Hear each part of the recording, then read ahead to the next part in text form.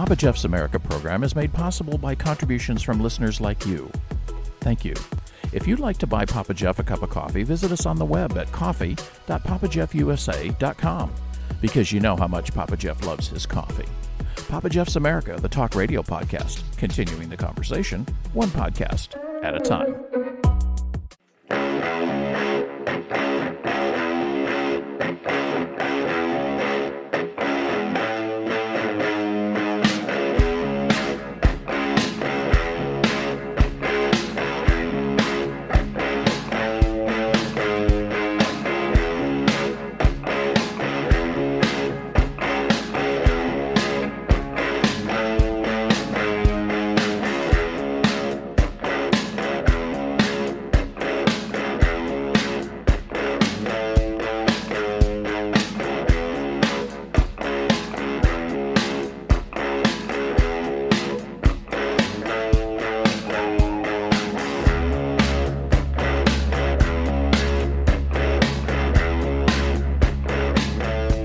Radio time from Houston, Texas, broadcasting around the country and around the world. Welcome to the Papa Jeff's America program. We're the talk radio podcast that discusses the stuff and things that you want to talk about. The talk radio podcast continuing the conversation, one podcast at a time. Inspiring guests, insightful commentary, and what would a day be without Papa Jeff's classic old guy humor, right? So, here's the guy that has trouble seeing the big E on the eye chart. The guy that some would say has a unique sense of humor, and the guy that definitely has a face for radio. Here's Mr. Here We Go himself, PG the OG, Papa Jeff. Welcome to Papa Jeff's America. The Talk Radio Podcast, continuing the conversation one podcast at a time. I'm Papa Jeff, and this is Papa Jeff's America. Today, we're going to visit the T-Side with our guest, Tawnya D. She is the host of the T-Side podcast. It's all about total health, life lessons, and music, all originating from St. Louis, Missouri. Tawnya is a licensed therapist, a social worker, and an awesome, super positive person. She's going to share a lot of great stuff with us today. So stay tuned and get ready for your visit to the T-Side with our guest, Tawnya D. The Papa Jeff's America program, the talk radio podcast, continuing the conversation, one podcast at a time. It's 87 mostly sunny degrees at the Talk OG studios in H-Town, Space City, Houston, Texas. We're the city with no limits. We're Houston strong. Coming up for us after the break, Tawnya D, the T-Side podcast. Next.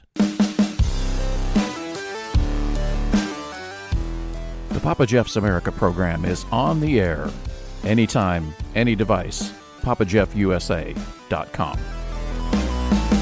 Welcome back to the Papa Jeff's America program. Our guest today is Tawnya D. She is St. Louis, Missouri, born and raised. Was I taken after my dad, I'd say St. Louis, Missouri. He was one of those. It's not Missouri, it's Missouri.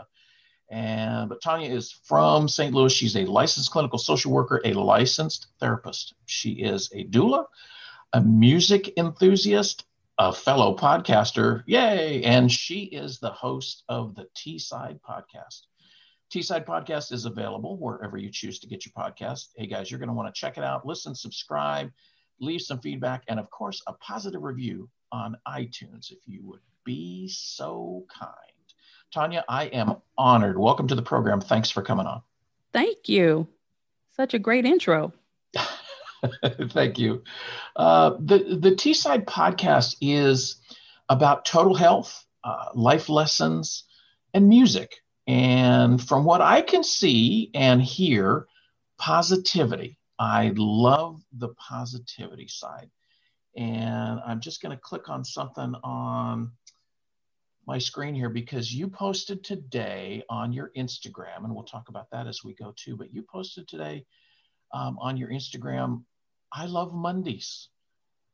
Number one, I get a fresh start. Number two, the chance to set a new tone for the rest of the week. And number three, it's a great day to be alive. And I love your positivity. I like it. And thank you for doing that, because that definitely helped me today too. How did the T-Side podcast, I know I'm asking a question that I already know the answer to, but our audience doesn't know. How did T-Side get started? The T-Side podcast got started, it was like many podcasts birthed out of the coronavirus. I was sitting at home and it was something that I always wanted to do. And my friends and I had talked about it, but life happened and we just didn't get around to it. And in the process of us trying to figure out the tech part and how do you even record a podcast, it just never really happened. And so after I found a free class to go to on how to start a podcast in 30 days, they decided they didn't want to make that commitment. So I decided, at the encouragement of my brother and another young lady, do it anyway, do it by yourself. And then I had to take some time to figure out, what am I supposed to talk about by myself? I do better talking to other people. So it ended up being me talking about my experiences as a therapist and working in the social work field for almost 25 years, as well as my personal background with my health issues, my past traumas, and just because I've always been a fan of music. I grew up in the golden age of hip hop. Pretty much, we always talk about music. Each of my episodes have a theme song that goes along with it. Music is amazing. Music is, no matter what genre you may like or not like as much, music brings people together. And I like music as well. I was the guy that wanted to be the radio DJ since I was 15 and never did. And, so this is my dream come true of doing the podcast, because this is as close as I'll get to radio. And it's great to be able to talk to people again on the positive side, because I did listen to your bonus episode that you have on your podcast, and it talked about Pi Day. Happy 314 Day. And pi, of course, is for math folks. And you said you're not the math person. No. And neither so much am I. I had to go back to algebra when I went to paramedic school, and because you got to know how much medicine to give to a person, and had to do the math. But you're a therapist, you're a social worker, which I think is more important than the math person myself. But and that's just a personal opinion. But the positivity and such, and you're in St. Louis, and y'all celebrate 314 Day, because 314 is the area code for St. Louis, right? Yes, we do. Can you tell us a little bit about 314 Day in St. Louis? What is that? I think it started maybe around 2014, and I'm not even sure how or why, but somebody realized that Pi Day, it was for, like you said, the mathematical number 314, and somebody said, you know what, we'll celebrate 314 Day here in St. Louis. And people would always wear their St. Louis gear, although you can generally find people wearing Cardinals gear or Blues hockey gear any day of the week. People still wear their St. Louis Rams jerseys sometimes. So pretty much the local store started catching on, and they would put items on sale for $3.14. The local grocery stores, and like we have Emo's Pizza, they will have a special, a 314 Day special. The local bakeries, they put their pies on sale because it's literally Pi Day. And so people celebrate all things St. Louis, including the food, the music. So, just the culture. St. Louis actually has a lot of history, good and bad, but, on 314 Day, everybody can come together and celebrate St. Louis. I think that's great. You had commented that there's three things that are, well, several things, but three things in particular that are unique to St. Louis. And one is the food. And you killed me with describing those foods and the St. Louis Chinese food. And taking it back to relatives, I think you said it was Memphis, Mm-hmm. but it's gonna be cold. Nope, bring it, it's fine. And then the pizza, the cracker like crust, and then you started talking about the cheese and a combination of cheddar and Swiss and provolone, and I'm already dying from the food, right? And then you start talking about T-Ravs, the raviolis, Uh-huh. and then here you start going with the red hot riplets and okay, good. Oh, okay, let's throw some gooey butter cakes in there too. And Yes. Tawnya, you're killing me here. I've got to go one year. I've definitely, and St. Louis is not that far from Houston. I mean, I could get over there and check it out. It's Yeah. I have been through St. Louis back in the day when I was driving trucks. I Mm-hmm. have seen the arch from a distance, and I think that's an amazing structure just in itself. And you describe that as well in that Yeah, episode. I And love the arch. it is quite the deal. It really is. I would love to go up in it, although I'm the afraid of heights guy. If there's nothing around me, if there's something around Mm-hmm. me, I think it would be fine. But I love to see that, and I'm a history guy too. So the They have history. documentaries about it on, I'm not sure if it's Netflix, Amazon Prime, but they do have documentaries about the arch.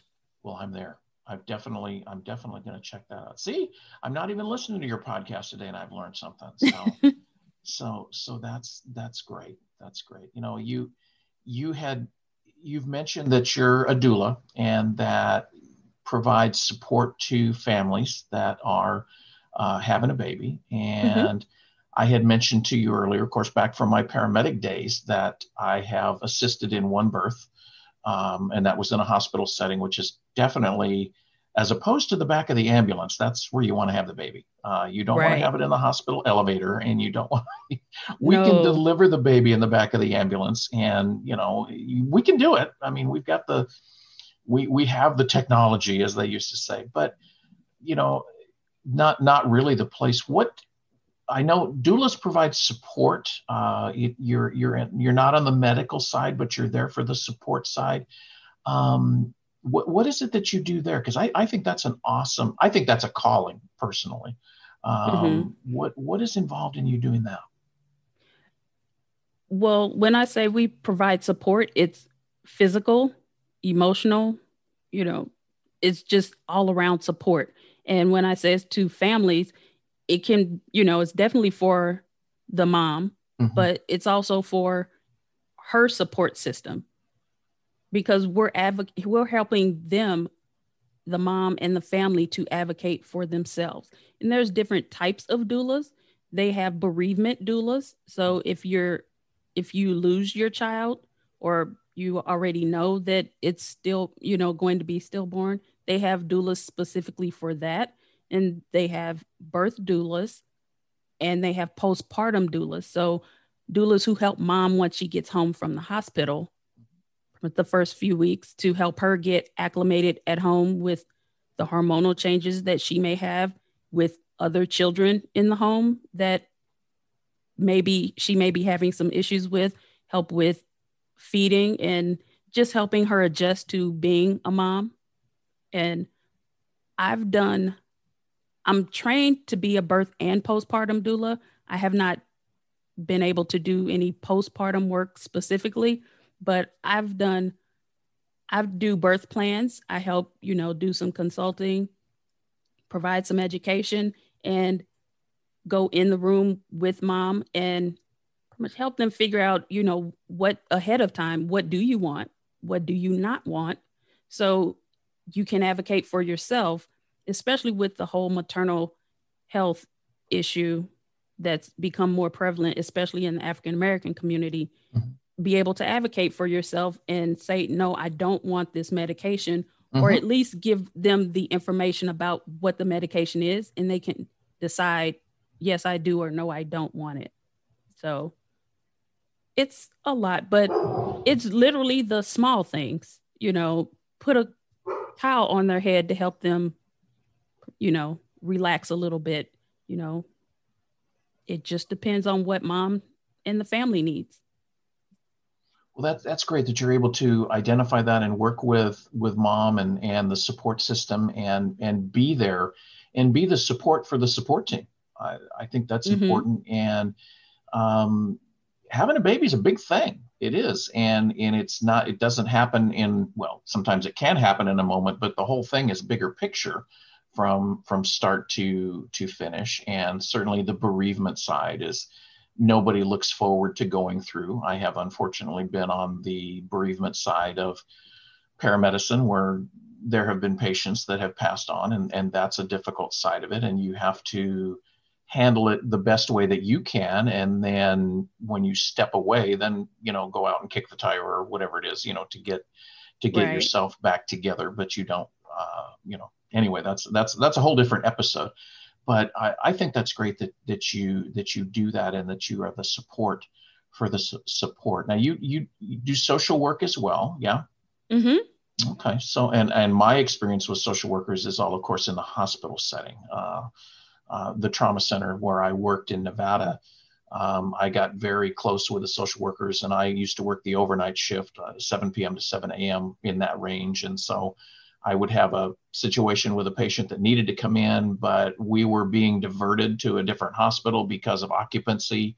And I would call my friend, the social worker, and say, hey, I've got a this and this and this, and is there anything you could do? And most of the time they were able to do something, and we were able to get that patient in and get them the support that they needed. So social work is important as well. Is there any type of case that you see either in your therapy or in your social work that you see more than others? Well, I'll say I've been doing this, like I said, for almost 25 years. I started working for the state as a caseworker. The stereotype of what people think a social worker is, that she's coming to take my kids. So I was a foster care caseworker to help parents and children, who were children who were out of the home, help the parents go through the whole treatment plan to get the children back. I didn't like that because it was a cookie cutter treatment plan, and everybody's different. Mm-hmm. Everybody doesn't need parenting classes. They need a job. So, you know, it was a lot. So I ended up switching over to what they call intensive in-home services for parents who were at risk of losing their children. And so I worked with them, you know, about 20 hours a week, helping them to alleviate the issues so they could keep their children in the home, which I actually liked. And then I moved over to uh, the YWCA at the Women's Resource Center when I Mm-hmm. graduated grad school, and working with sexual assault survivors for 5 years. And so that was my favorite job. I helped develop the curriculum for adolescent sexual assault survivor group. And so I find that probably that's my favorite population to work with. But now, and I've worked in a hospital, at a children's hospital, I've worked in a school, I've done groups in a prison with women survivors of sexual assault, because I believe the statistic is about 85% of women in jail have a history of sexual assault. So that's a very high population. So we went into the prisons to do some community education in some groups. And I've worked with the GED program. I think that's it. I don't know. I've worked so many places and done so many things, but now I'm on the, oh, I'm sorry, take that back. I worked in the schools. I did some group counseling for kindergarten through third grade, and some individual with the high schoolers. But now I'm on the insurance side. So I do employee assistance program Mm-hmm. and critical incidents and manage behavioral health. So on the insurance side, and where I have a caseload of people that I talk to on a regular basis. And pretty much it's really sad because people have so many health issues and a lot of cancer. I, aside from diabetes, cancer is a lot of what we get. So, You have definitely done a lot and have a vast experience, vast array of contacts with different types of patients and have what you enjoy and what you enjoy more. Mm-hmm. And I think that's great. And we definitely have a mental health crisis here in our country for sure. The resources are so sparse, Yes. and not so much I for those with really good insurance. And that brings up a whole different issue of, well, if you're lucky enough to have good insurance, or, well, what if you're the one that doesn't have insurance? What if you have the Medicaid? Or Mm-hmm. what if you're caught in that kind of loop where the state says, well, you don't even get that. I Right. personally, not to get political, but I'm one that says that everybody should have health insurance. You just should. Mm-hmm. It's a right. It's a human right, and I think that is the case. I know you've seen, and I have seen as well in my medical days, that I have talked to people on an everyday basis where they had to decide whether they're going to buy their medicine or they're going to buy food, and Yeah. that's a problem. That's just Mm-hmm. wrong, and we need to fix that. And the mental health crisis can play into the opioid crisis, which is terrible as well. Yes. And then that gets us into addiction. I can remember taking care of a patient. It wasn't an addicted patient. It was a patient that just had a routine outpatient surgical procedure, was given opiates for the pain, and something happened. They took a reaction to it, cardiac arrest in his own home, and he Oh, passed away. wow. It was terrible. And, obviously I'm not going to be the one that fixes it, but there have also been success cases as well. You're very much into music, and you had said that you grew up in the golden age of hip hop. Yes. We just lost DMX, and Yeah. you talk about someone 50 years old, or 50 years young, I should say, and conquered this and conquered that, and was strong and wanted to share with other people. And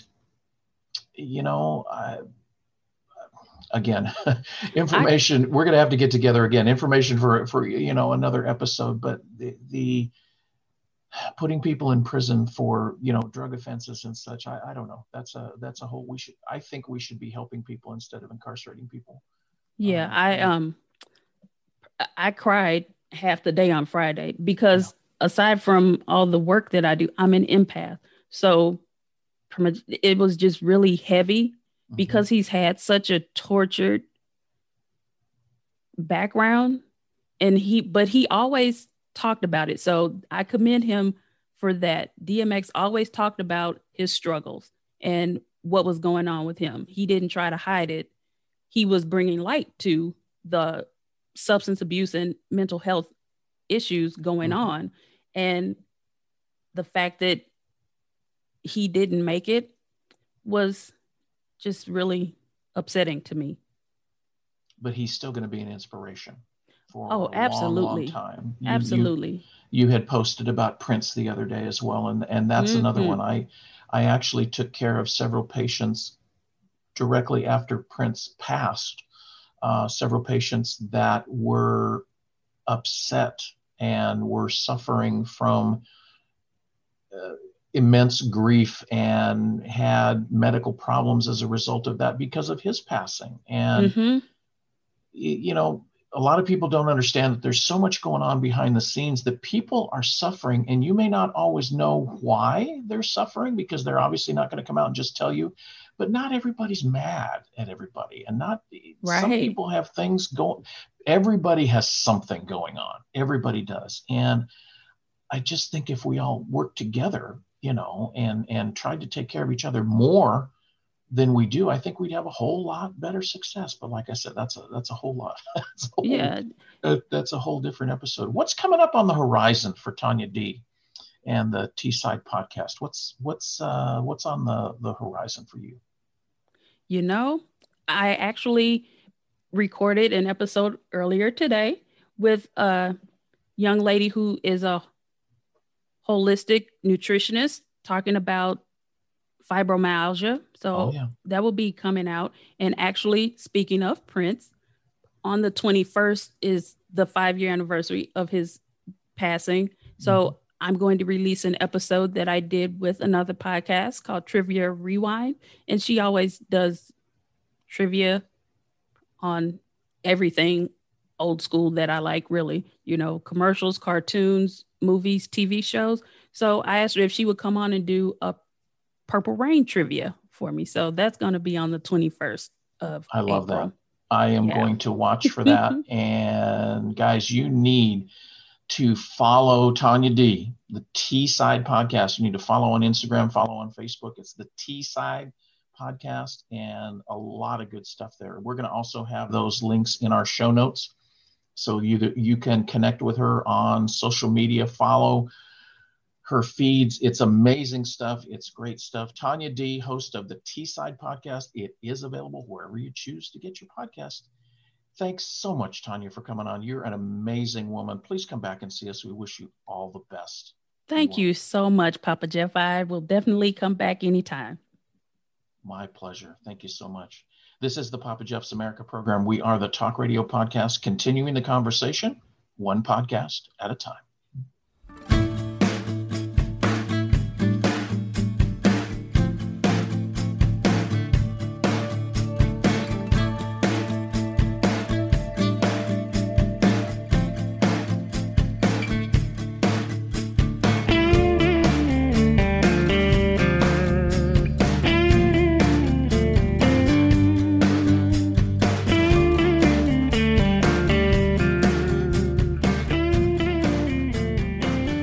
Thanks for joining us today for the Papa Geoff's America program. Check out more episodes of the Talk Radio Podcast at papajeffusa.com. You can subscribe through the link on our website or wherever you get your podcasts. We're on all the major platforms.